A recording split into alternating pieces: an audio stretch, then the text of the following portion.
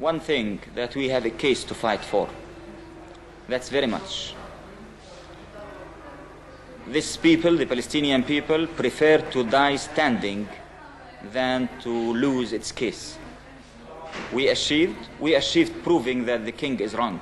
We achieved proving that this nation is going to continue fighting till victory. We achieved that our people could never be defeated.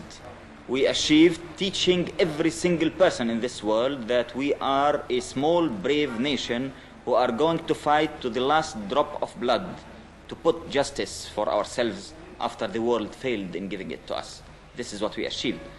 It does seem that the civil war, has been quite fruitless. It's not a civil war. It's a people defending themselves against a fascist government, which you are defending because just King Hussein has an Arab passport. It's not a civil war. Well, a conflict. It's not a conflict. It's a liberation movement fighting for justice.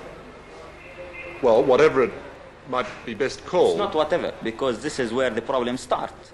Because this is what makes you answer all your questions, ask you all your questions. This is exactly where the problems start. This is a people who is discriminated, is fighting for his rights. This is a story. If you will say it's a civil war, then your questions will be justified. If you will say it's a conflict, then of course it's a surprise to know what's happening. Why won't your organization engage in peace talks with the Israelis?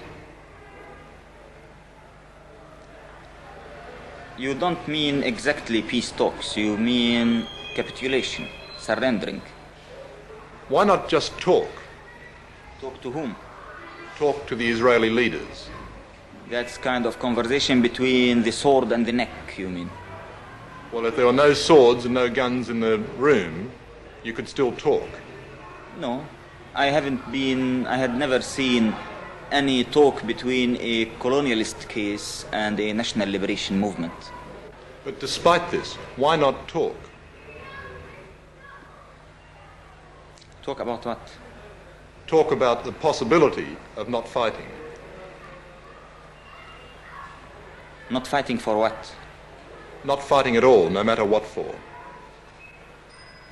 Yeah, people usually fight for something and they stop fighting for something. So you can't tell me even why should we speak about what? Well, stop fighting. For what? Or talk about stop fighting, why? Talk to stop fighting, to stop the death and the misery, the destruction, the pain. The misery and the destruction and the pain and the death of whom? Of Palestinians, of Israelis, of Arabs. Of the Palestinian people who are uprooted, thrown in the camps, living in starvation, killed for 20 years, and forbidden to use even the name Palestinians. They're better that way than dead, though. Maybe to you, but to us, it's not. To us, to liberate our country, to have dignity, to have respect, to have our mere human rights is something as essential as life itself.